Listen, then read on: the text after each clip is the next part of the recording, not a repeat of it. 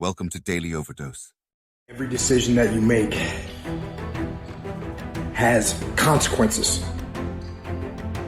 Are you making yourself better? Or are you making yourself worse? Are you moving forward or are you moving back? Are you making progress or are you stagnating? Every little decision you make counts. Most people go through life avoiding pain. And when you go through life like that, something in you dies. Something in you that you never activate is lying dormant in there, that you never get a chance to call on because you have not challenged yourself.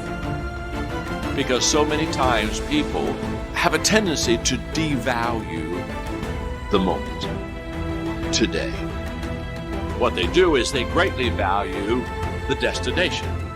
And so they kind of talk about, well, when I get there, or if I arrive there, or when I do that, or when I accomplish this.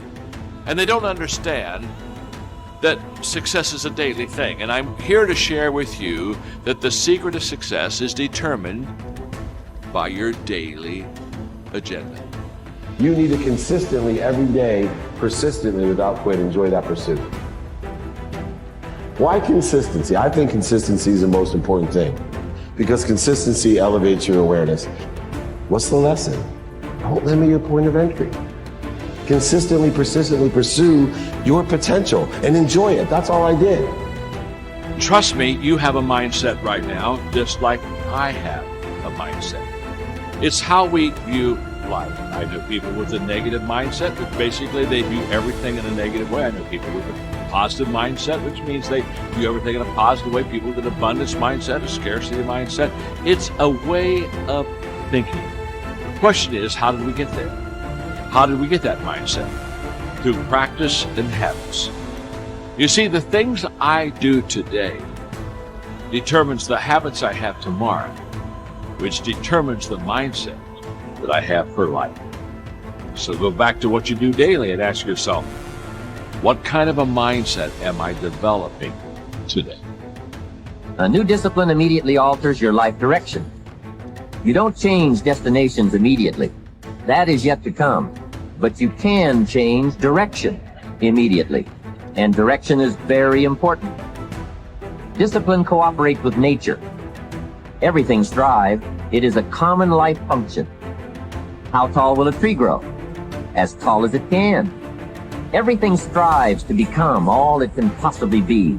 And that striving to become is what discipline is all about. You are the leader of your life. Choose the hard path.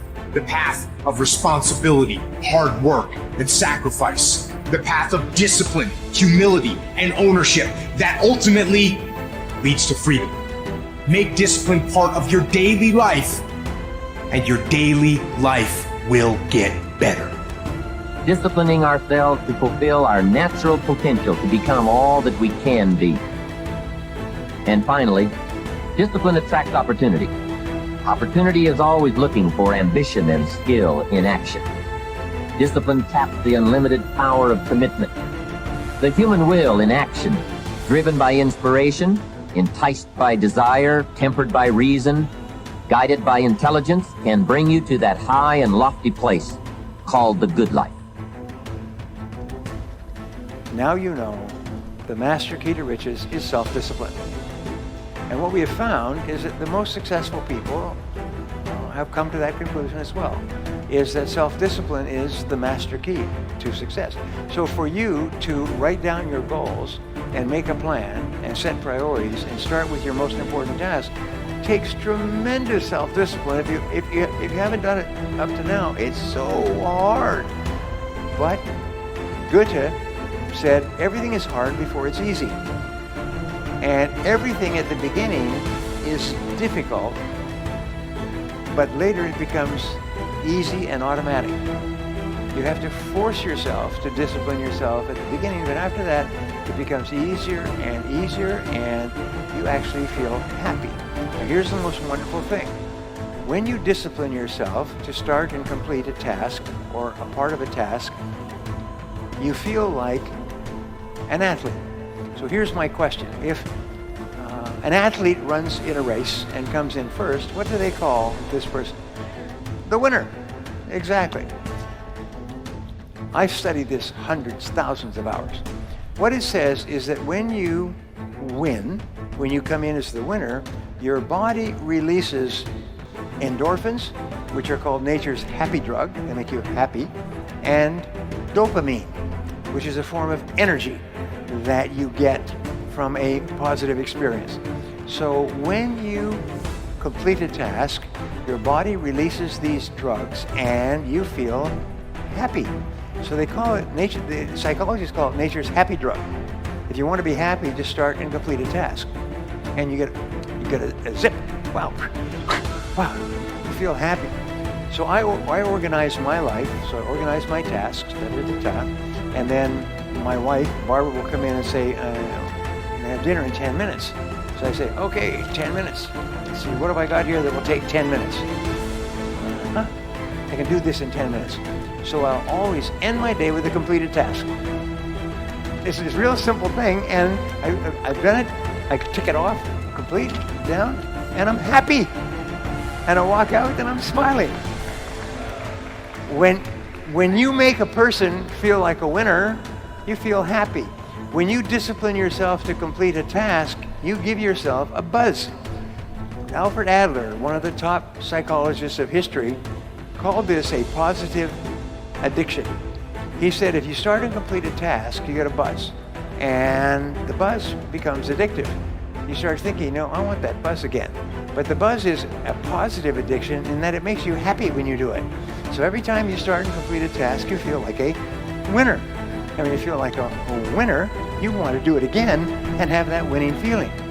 If you want to raise happy, healthy, self-confident children, one of my programs, 21 Great Ways to Raise Happy, Healthy, Self-Confident Children, one of my 21s, is what you do is you make your children feel like winners all the time. If you're happily married, make sure that your spouse feels like a winner all the time.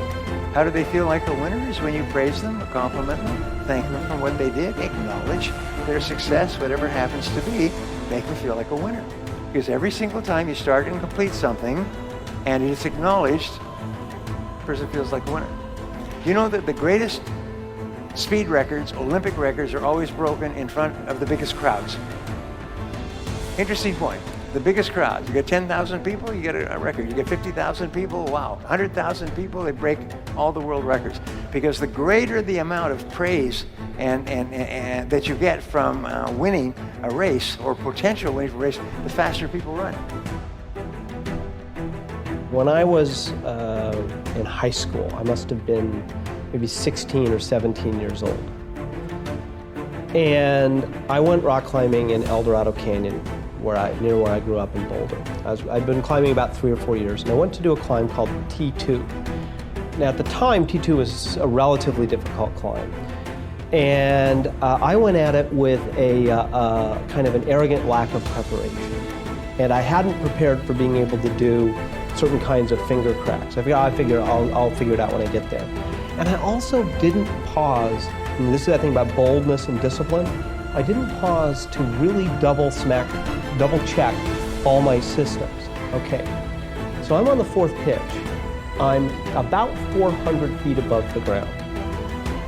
I'm going across this slanting crack system that I started to have trouble with. My forearms started to engorge with blood and lactic acid, which means at some point, even if you're on a big hold, your hands are going to melt off. Okay. And I'm about to fall. I'm 400 feet above the ground. But it should be okay because there's protection. I'm tied into the rope. I may take a fall, but I'll get caught. For some reason, and to this day, I still don't know why, my brain triggered that I should look at my knot. And I looked down at my knot. My knot had come untied. I had made the mistake of never really thinking about the best knot for certain types of situations, and I tied in with what's a bowline. Now, the advantage of a bowline is it's easy to untie, right? The disadvantage of a bowline is it's easy to untie.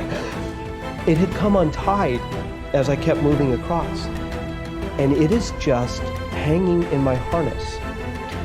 I'm seconds away from falling. Only now I will die.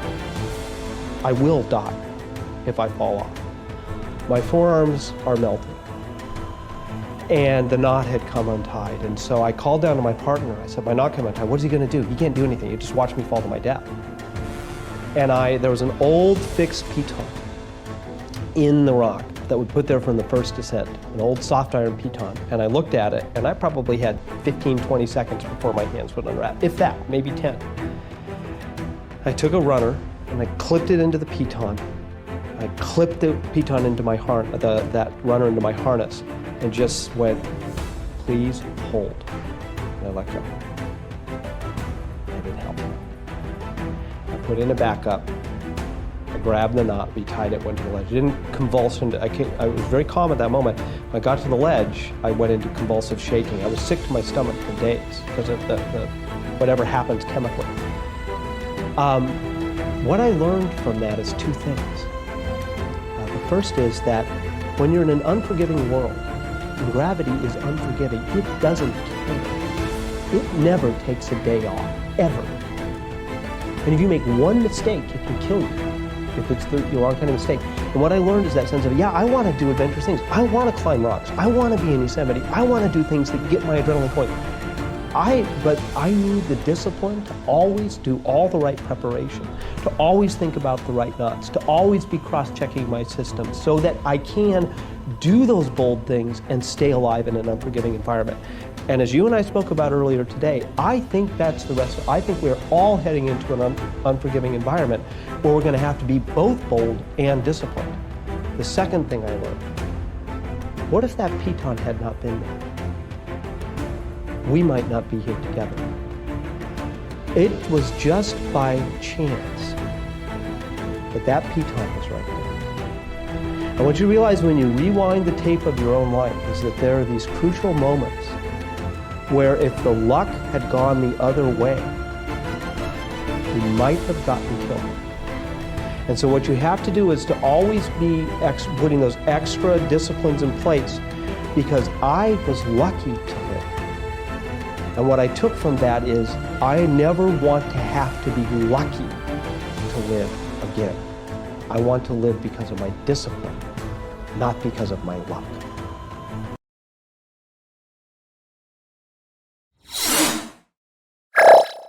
Thank you for watching our videos. Please like and subscribe to our channel so you won't miss another video.